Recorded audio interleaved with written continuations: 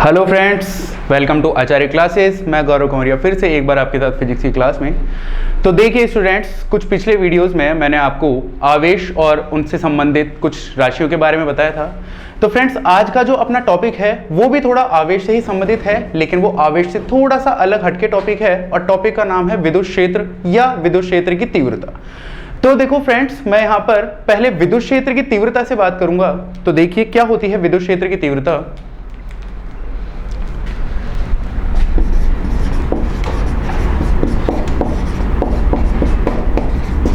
विद्युत क्षेत्र की तीव्रता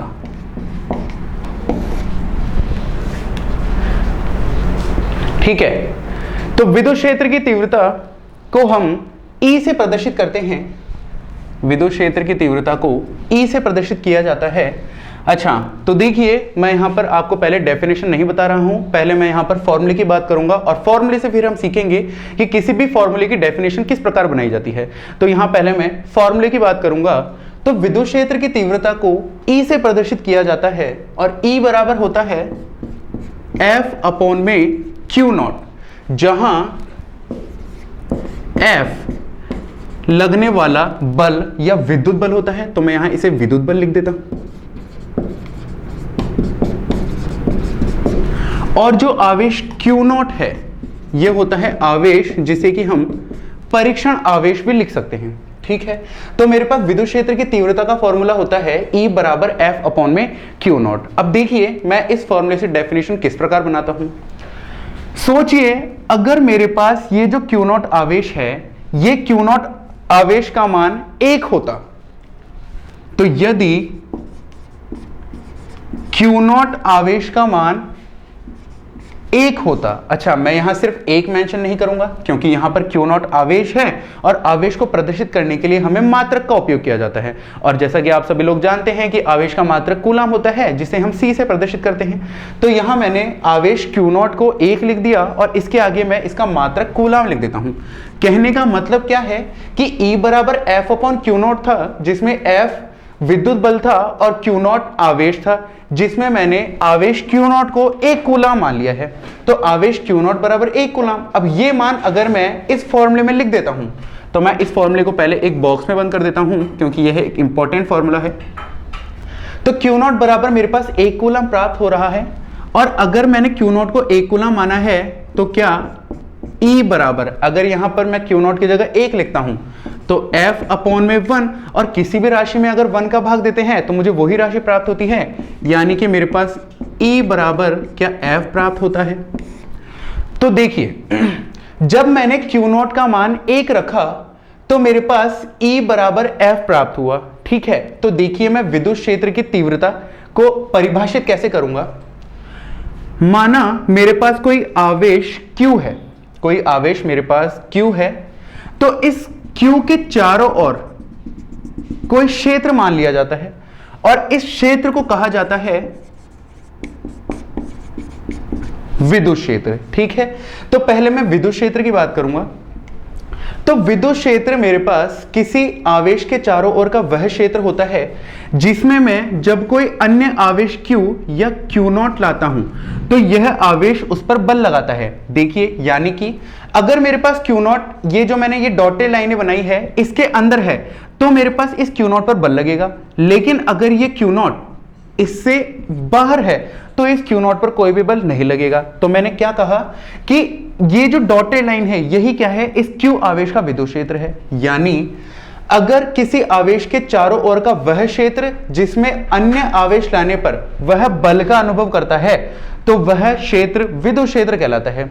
यानी कि ये जो डॉटेड लाइनें हैं ये यहां पर इस Q आवेश के लिए विद्युत क्षेत्र है। ठीक है, अब मैं बात करता हूं विद्युत क्षेत्र की तीव्रता की। तो विद्युत क्षेत्र की तीव्रता की बात करें तो देखिए इसकी डेफिनेशन किस प्रकार होगी।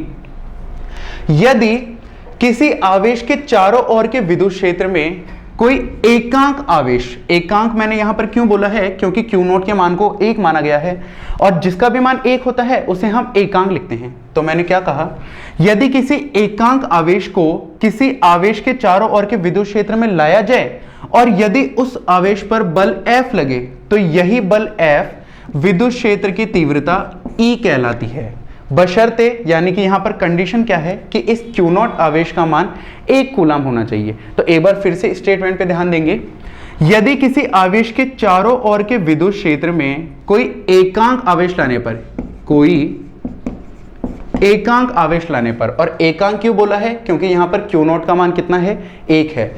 तो किसी आवेश के चारों ओर के विद्युत क्षेत्र में कोई एकांक आवेश लाने पर उस आवेश पर लगने वाला बल F ही विद्युत क्षेत्र की तीव्रता E कहलाता है। तो इस प्रकार से हम विद्युत क्षेत्र की तीव्रता को परिभाषित कर सकते हैं। तो एक बार फिर से मेरे साथ देखिएगा। सबसे पहले यहां पर मैंने विद्युत क्षेत्र की तीव्रता की बात की थी और विद्युत क्षेत्र की तीव्रता को मैंने E से लिखा था, और E का फॉर्मूला होता है F/Q0। E का फॉर्मूला होता है F/Q0। तो यहां यदि मैं Q0 बराबर 1 कूलम लिख देता हूं तो मेरे पास में Q0 की जगह 1 रखने पर E का मान F के बराबर प्राप्त होता है। फिर उसके पश्चात मैंने आपको विद्युत क्षेत्र की परिभाषा बताई। तो विद्युत क्षेत्र एक ऐसा क्षेत्र होता है या किसी आवेश के चारों ओर का ऐसा क्षेत्र होता है जिसमें कोई आवेश लाने पर वह बल का अनुभव करता है, और वहां पर वो बल कौन सा है, F, यानी कि विद्युत बल है। यानी कि मैं जब भी किसी विद्युत क्षेत्र में कोई आवेश Q लाऊंगा तो वो आवेश बल का अनुभव करेगा, और वो बल कौन सा बल होगा, विद्युत बल होगा। ठीक है।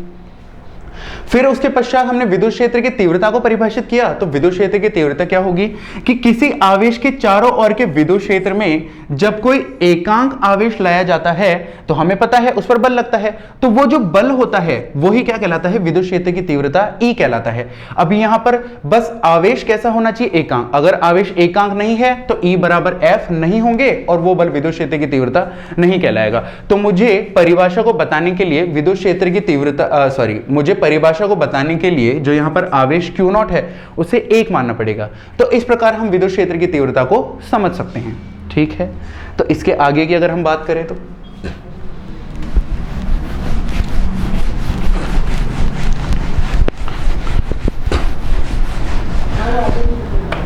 तो अगर आप स्टेटमेंट पे ध्यान देंगे तो मैंने फिर से स्टेटमेंट बताया था कि पहला स्टेटमेंट था विद्युत क्षेत्र का, और विद्युत क्षेत्र एक ऐसा क्षेत्र या किसी आवेश के चारों ओर का वह क्षेत्र है जिसमें कोई अन्य आवेश लाने पर वह बल का अनुभव करता है। दूसरी मैंने आपको विद्युत क्षेत्र की तीव्रता बताई, जिसमें मैंने आपको बताया कि विद्युत क्षेत्र किसी भी आवेश के चारों ओर के विद्युत क्षेत्र में जब कोई एकांक आवेश लाया जाता है तो उस आवेश पर लगने वाला बल ही विद्युत क्षेत्र की तीव्रता के बराबर होता है। अगर आवेश एकांक नहीं होता है तो वह बल विद्युत क्षेत्र की तीव्रता नहीं कहलाएगा, यानी कि F बराबर E वाली कंडीशन गलत हो जाएगी। तो इसके पश्चात अगर हम बात करें विद्युत क्षेत्र की तीव्रता के मात्रक, तो देखिए विद्युत क्षेत्र की तीव्रता का मात्रक की अगर मैं बात करता हूं तो E बराबर हमारे पास F/Q0 होता है, जहां F लगने वाला विद्युत बल है और Q0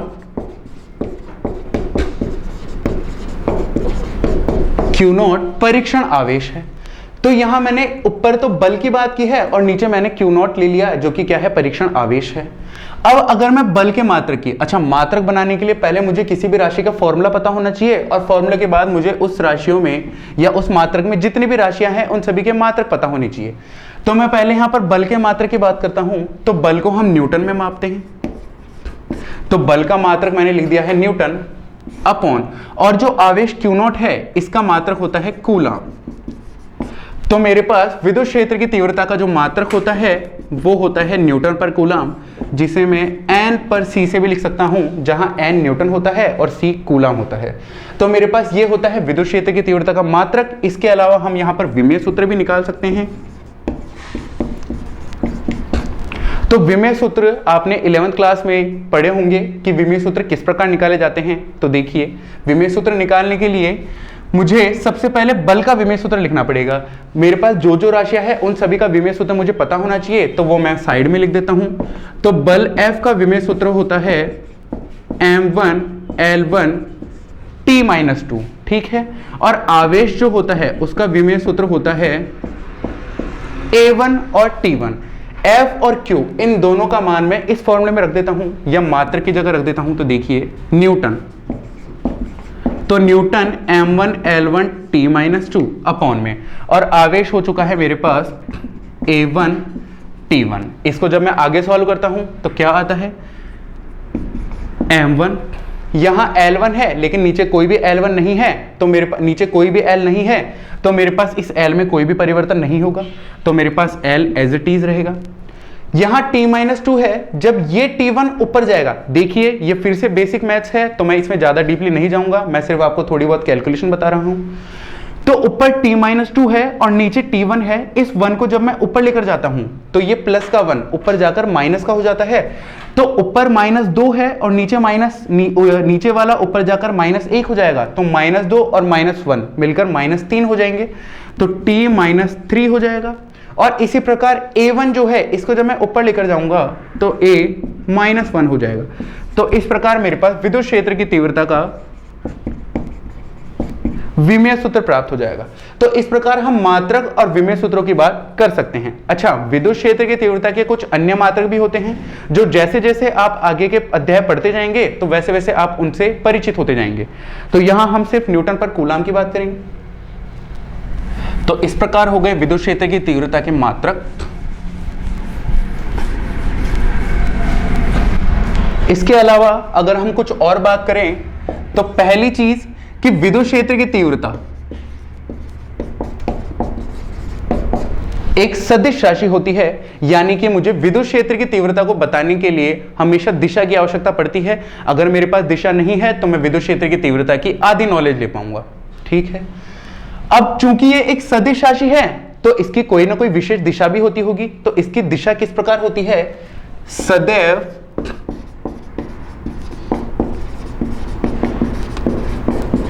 धनात्मक से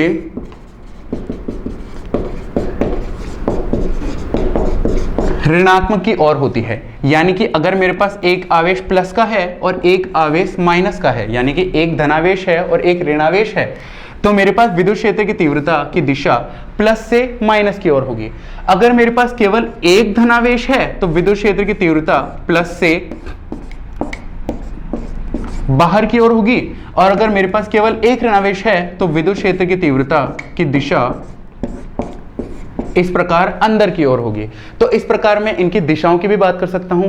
याद रखिए मैंने क्या क्या बताया आपको कि विद्युत क्षेत्र की तीव्रता एक सदिश राशि है और इसकी दिशा हमेशा प्लस से माइनस की ओर, यानी कि धनावेश से ऋणावेश की ओर होती है। अगर मेरे पास सिर्फ एक धनावेश है तो दिशा बाहर की ओर होगी, और अगर एक ऋणावेश है तो दिशा अंदर की ओर होगी।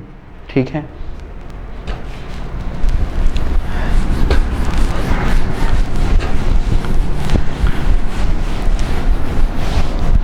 नेक्स्ट जो टॉपिक है हमारा वो है एकल आवेश के कारण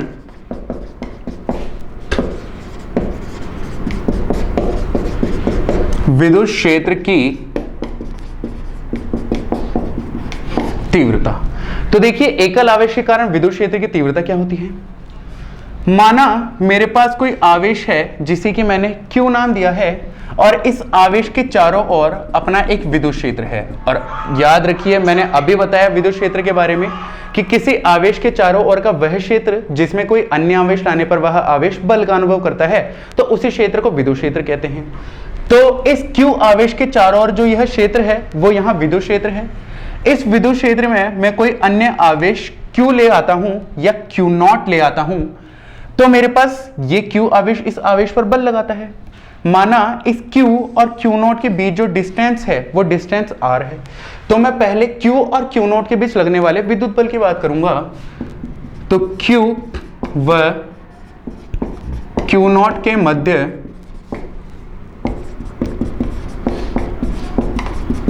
लगने वाला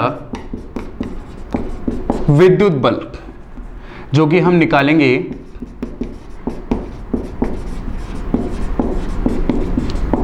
कूलाम के नियम से। तो कूलाम का नियम हम जानते हैं, F बराबर K Q1 Q2 upon R square से। ये मेरे पास कूलाम का नियम होता है या कूलाम के नियम से बल का फॉर्मूला होता है, जहां Q1 पहला आवेश और Q2 दूसरा आवेश होता है।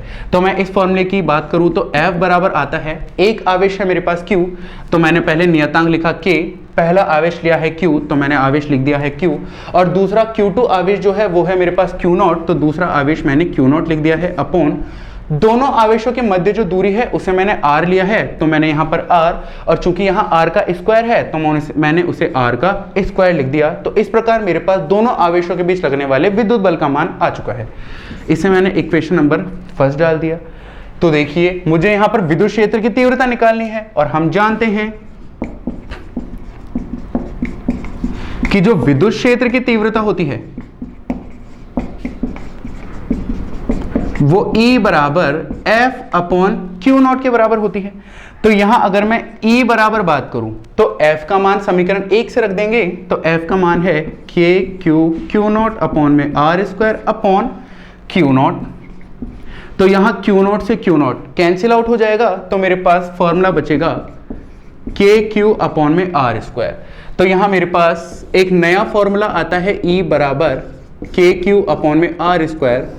तो यह मेरे पास एक विद्युत क्षेत्र की तीव्रता का फॉर्मूला है जो कि किसी एक आवेश के कारण प्राप्त होती है। तो याद रखिएगा स्टूडेंट्स, ये एक बहुत ही इंपॉर्टेंट फॉर्मूला है। तो E बराबर KQ अपॉन में R स्क्वायर मेरे पास एकल आवेश के कारण विद्युत क्षेत्र की तीव्रता प्राप्त होती है। अगर मैं फिर से इस फॉर्मूले की बात करूं तो मैं अब सिर्फ फॉर्मूले को यहां लिखता हूं। तो E बराबर KQ अपॉन में R स्क्वायर प्राप्त होता है। अब देखिए इस तरीके से मेरे पास ये फॉर्मूला प्राप्त हुआ है। अगर मैं इसके सदिश रूप की बात करूं तो सदिश रूप में E बराबर, अच्छा जब भी किसी राशि को सदिश बताया जाता है तो सदिश राशि बताने के लिए उस राशि के ऊपर तीर के निशान द्वारा वेक्टर लगाया जाता है। तो मैंने इस पर लगा दिया है वेक्टर। इसी प्रकार K एक नियतांक है जो कि अदिश होता है, आवेश भी एक अदिश राशि है अपॉन। अब यहां मैं दूरी की बात करूं तो दूरी को मैं सदिश ले सकता हूं, लेकिन यहां पर मैं R वेक्टर नहीं लगाऊंगा क्योंकि R के ऊपर स्क्वायर लगा हुआ है। तो मैं इस वेक्टर को हटाकर सीधा यहां स्क्वायर की बात कर लेता हूं, और यहां पर मैं स्थिति प्रदर्शित करने के लिए एक स्थिति सदिश R कैप लगा दूंगा। तो इस प्रकार से मैं यहां पर विद्युत क्षेत्र की तीव्रता को सदिश रूप में प्रदर्शित कर सकता हूं। इसी प्रकार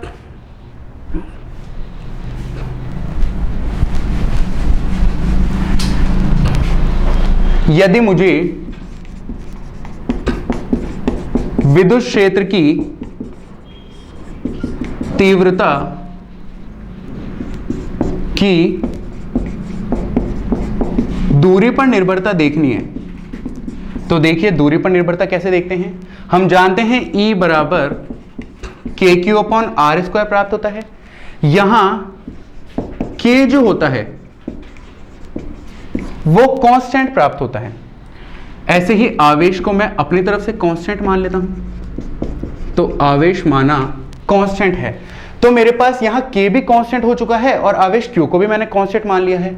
तो E बराबर, अगर मैं K और Q दोनों को कांस्टेंट मान रहा हूं तो जैसे ही मैं कांस्टेंट को हटाता हूं तो बराबर को हटाकर यहां समानुपाती का निशान लगा देते हैं, और यहां कांस्टेंट 1 अपॉन में R स्क्वायर हो जाता है। तो मेरे पास E और R स्क्वायर के बीच में एक रिलेशन आता है जो कि कुछ इस प्रकार का है, यानी कि E R स्क्वायर के व्युत्क्रमानुपाती होता है या E R स्क्वायर के 1 अपॉन R स्क्वायर के समानुपाती होता है। अगर मैं E और R स्क्वायर में ग्राफ खींचूं तो आप सबने 11th क्लास में पढ़ा होगा E और R स्क्वायर अगर मेरे पास व्युत्क्रमानुपाती है तो व्युत्क्रमानुपाती का ग्राफ कुछ इस प्रकार से होता है। ढलता हुआ ग्राफ हमारे पास प्राप्त होता है, तो E और R स्क्वायर के बीच में इस प्रकार का ग्राफ प्राप्त होगा। अगर मैं E और 1 अपॉन R स्क्वायर के ग्राफ की बात करूं तो मेरे पास E और 1 अपॉन R स्क्वायर एक दूसरे के समानुपाती है, और समानुपाती का ग्राफ एक सीधी या स्ट्रेट लाइन प्राप्त होता है। तो मैं यहां पर ग्राफ को इस प्रकार से खींच दूंगा। तो इस प्रकार मैं विद्युत क्षेत्र की तीव्रता की दूरी पर निर्भरता को समझा सकता हूं। तो आशा करता हूं स्टूडेंट्स आज का ये टॉपिक आपको अच्छे से समझ में आया होगा। तो इस प्रकार आप विद्युत क्षेत्र की तीव्रता को समझ सकते हैं, और इसी प्रकार आगे वीडियोस देखने के लिए आचार्य क्लासेस को सब्सक्राइब करें। Thank you.